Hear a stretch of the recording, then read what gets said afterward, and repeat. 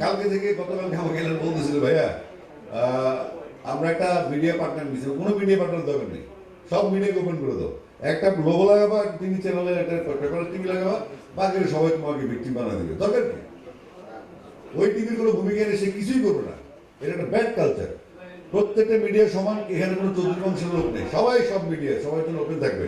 তাহলে মানুষ এবং সাংবাদিক যারা নতুন প্রজন্ম আসছে, আমরা এখানে বৈষম্য কাটে ফেলতে হবে।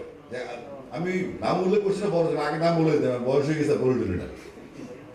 তো আমাদের কি করতে হবে? এই ঝামেলার টিম হচ্ছে ঝামেলা টিমের যে কাজটা, আমি সিনেমা গল্প কিছু জানি না, আমি শুধু গানের গল্পটা জানি। আমার থেকে সে কেন গানগুলো কিভাবে সে মিলেলো, এক একটা গান এক এক রকম। এই গানগুলো শুরু করেছেন কবির সুমন 3টা, কিশোর দাসের 3টা, এখানে আহমেদ হুমায়ুনের কম্পোজিশন আছে, উজ্জ্বল সিনহার কম্পোজিশন আছে, আর কিশোরের আছে, আর শরীফ সুফিয়ান লিখেছেন। আর ফিরিয়ে দাও, ওই মাইলসের যে প্রিয় গান সেটা ছিল ফিরিয়ে দাও আমার প্রেম তুমি, সেটা আফতাব মাহমুদ খুরশিদ ভাই।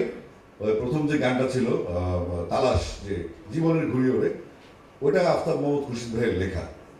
তো আমি মনে করি মার্জুক রাসেল যখন সদরঘাটের পানটা করে, তো সদরঘাটের পানটা একটা ছড়ার মতো ছিল। মার্জুকের ফেসবুকে আমাদের আরেক গীতিকার রাজীব আহমেদ বলছে আপনি মার্জুককে ধরেন এই গানটার জন্য। তখন আমি মার্জুককে ধরলাম যে এই গানটা করতে হবে। এখন মার্জুক এসে কি সুর তো করতে পারে না, সে সুর কল্পনা করে। এখন নতুন ডাইমেনশন শুরু হয়েছে ইন্ডাস্ট্রি, কথা এবং সুর কল্পনা। তবে দেখবেন শুরু করার নাম যারা কি একটা মুসিবতে বললাম, তা আমি 2-3 জন মিউজিক ডাইরেক্টরকে দিলাম, ও যেখানে যে সেখানে ডাইরেক্টর পাগল হয়ে যাবে, ভাই ওনার সাথে পারতেছি না। ওরা আহমেদ হুমায়ুন যদি ফিল্মে ও এক্সপিরিয়েন্সড, ওরা চিন্তা করে হুমায়ুনকে দিই। আর হুমায়ুনের মনে হয় মাথার চুল কিছু পড়ে গেছে মার্জুকের সাথে চলতে চলতে, কিন্তু মার্জুক যেহেতু সে জেনুইন, সে স্যাটিসফ্যাক্টরি লেভেলে আসছেই না, সে কোনো পরবর্তীতে গানটা এখানে আসে।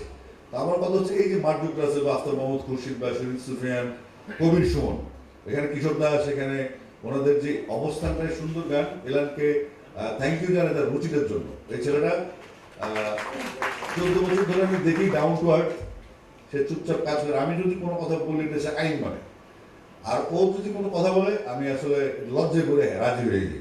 আজকে ইথুন বড়টা প্রোগ্রাম চলতেছে শিল্পকলায়, ওই একই টাইম 5টায়। ও কালকে আমার বলতো ভাইয়া কালকে 5টায় কিন্তু প্রেস মিট আছে।